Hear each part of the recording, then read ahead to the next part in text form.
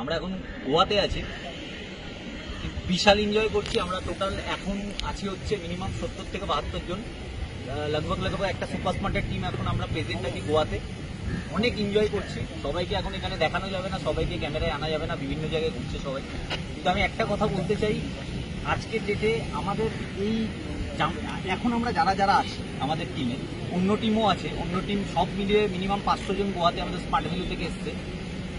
সবাইকে দেখে কিছু কিছু ম্যাচিওর মানুষ যারা প্রচুর ম্যাচিওর নিজেকে মনে করে হাসাহাসি করছে, তাদের ড্রেস কোড দেখে হাসাহাসি করছে, কারোর চিল্লামিল্লি করছে বলে হাসাহাসি করছে, কেউ হোটেলের যখন থাকছে তখন ওদের চালচলন দেখে হাসাহাসি করছে। কিন্তু আমি মনে করি আমাদের অ্যাসোসিয়েটরা বেশি ম্যাচিওর ওদের থেকে, যারা হাসাহাসি করছে তাদের থেকে আমাদের অ্যাসোসিয়েটরা বেশি ম্যাচিওর।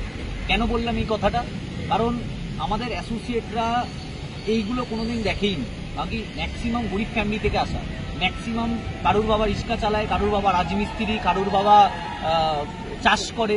তা আমরা এইসব কোনোদিন জোন পাইনি, এরকম পরিবেশ কোনোদিন পাইনি।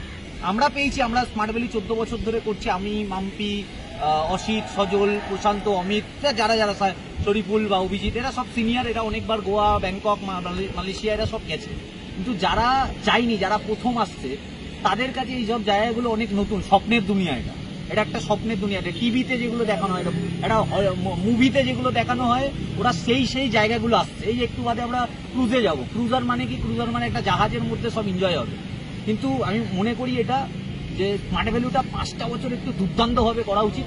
যদি দুর্দান্তভাবে ভালোভাবে করা যায়, অনেক বড় পিন পাওয়া যায়, অনেক কিছু পাওয়া যায় যেটা বাইরের মার্কেটে কোনোদিন সম্ভব না। তো কাজেই আমার মনে হয় 5টা বছর খুব কষ্ট করে হলেও স্মার্ট ভ্যালুটা ভালো করে করা উচিত।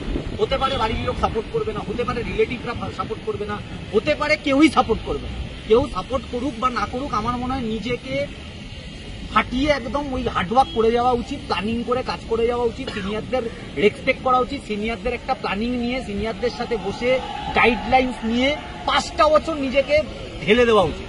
তারপর যা হবে হবে, ওপরওয়ালা যা মাথায় লিখে রেখেছে তাই হবে। ভিখারি বানানো হলে ভিখারি বানাবে ওপরওয়ালা, কোটিপতি বানানো হলে কোটিপতি বানাবে, যাই বানাবে ওপরওয়ালা বানাবে। কিন্তু মন থেকে আমার মনে হয় 5টা বছর দিয়ে দেওয়া উচিত সারা জীবন দেওয়া।